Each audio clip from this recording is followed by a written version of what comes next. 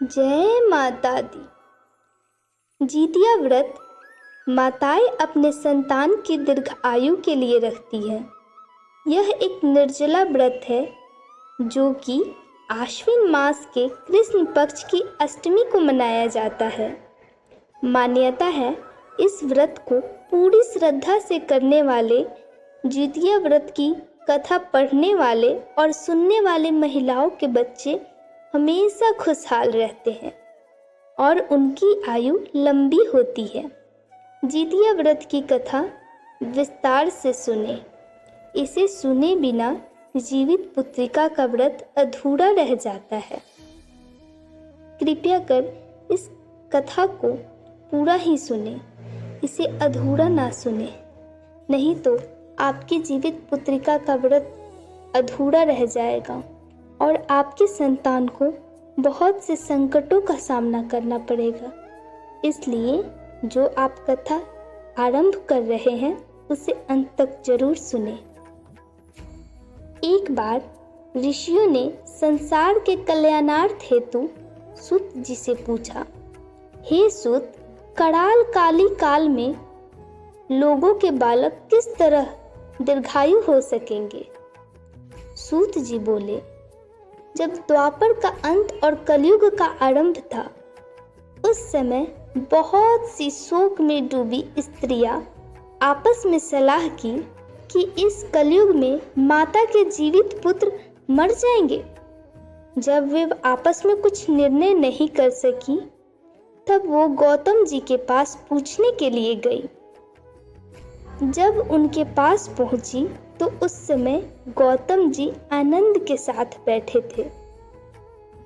उनके सामने जाकर उन्होंने मस्तक को झुकाकर प्रणाम किया और तदनंतर स्त्रियों ने पूछा, हे प्रभु, इस कलयुग में लोगों के पुत्र किस तरह जीवित रहेंगे? इसके लिए कोई व्रत या तप हो तो कृपा करके हमें बताएं। इस तरह उनकी बात को सुनकर गौतम जी बोले, आपसे मैं वही बात कहूँगा जो मैंने पहले सुन रखा है। गौतम जी ने कहा, जब महाभारत युद्ध का अंत हो गया तो द्रोण पुत्रों ने अश्वत्थामा के द्वारा अपने पुत्रों को मरा हुआ देखकर सब पांडव बड़े ही दुखी हो गए। तो पुत्र की शोक से व्याकुल होकर द्रौपदी ने अपनी सखियों के साथ ब्राह्मण श्रेष्ठ धौम्य के पास गई। उन्होंने धौम्य से पूछा, हे विपेंद्र, कौन सा उपाय करने से बच्चे दीर्घायु हो सकते हैं? कृपया करके ठीक ठीक कहिए। धौम्य बोले, सतयुग के सत वचन बोलने वाला, सद आचरण रखने वाला समदर्शी जीवितवाहन नामक एक राजा था। एक बार वह अपनी स्त्री के साथ अपने ससुराल गया और वहीं रहने लगा।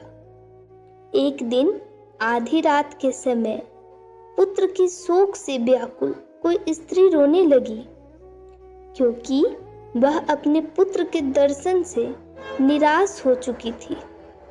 उसका पुत्र मर चुका था। वह बहुत ही रो रही थी और रोते हुए कहती, हाय, मुझ बूढ़ी माता के सामने मेरा पुत्र मर गया है। उसका रुंदन सुनकर राजा जितवाहन का मानो हृदय विदीर्ण हो गया। वह तत्काल उस स्त्री के पास गए और उन्होंने पूछा, तुम्हारा बेटा कैसे मरा?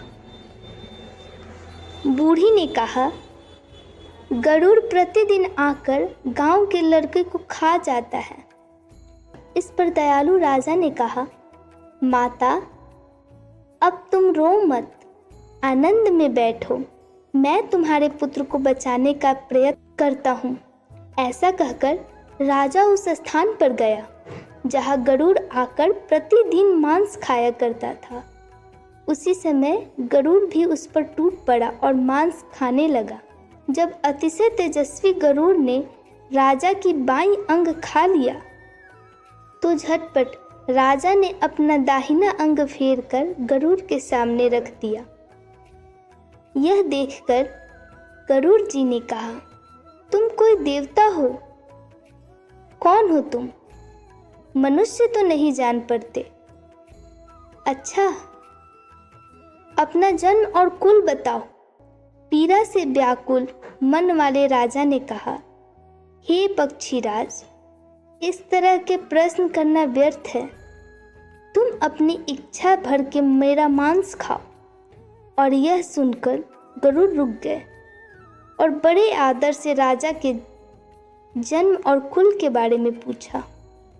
राजा ने कहा, मेरे पिता का नाम शालिवाहन है। सूर्यवंश में मेरा जन्म हुआ है और जीवित वाहन मेरा नाम है।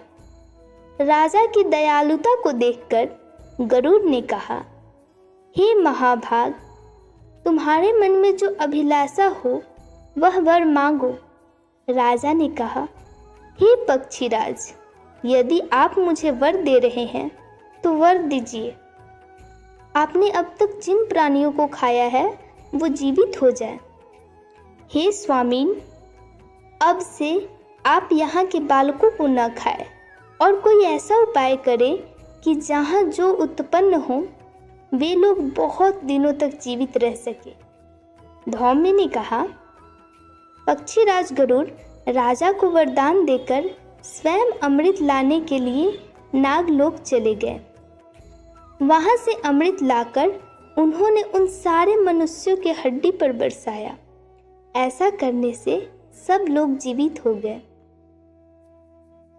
जिनको कि पहले गरुड़ ने खाया था, राजा के त्याग और गरुड़ की कृपा से वहां के लोगों को बहुत ही कष्ट दूर हो गया। उस समय राजा का शरीर की शोभा दुनी हो गई थी। राजा की दयालुता को देखकर गरुड़ ने फिर कहा, मैं संसार के कल्याणार्थ एक और वरदान दूंगा। आज अश्विन कृष्ण सप्तमी से रहित शुभ अष्टमी तिथि है। आज ही तुमने यहाँ की प्रजा को जीवन प्रदान किया है।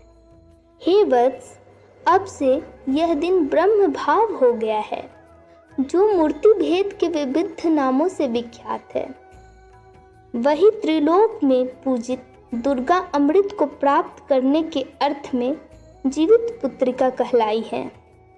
सो इस तिथि को जो स्त्रियां उस जीवित पुत्रिका की और कुश की आकृति बनाकर तुम्हारी पूजा करेगी तो दिनों दिन तक उसका सौभाग्य बढ़ेगा और वंश की भी बढ़ोतरी होती रहेगी।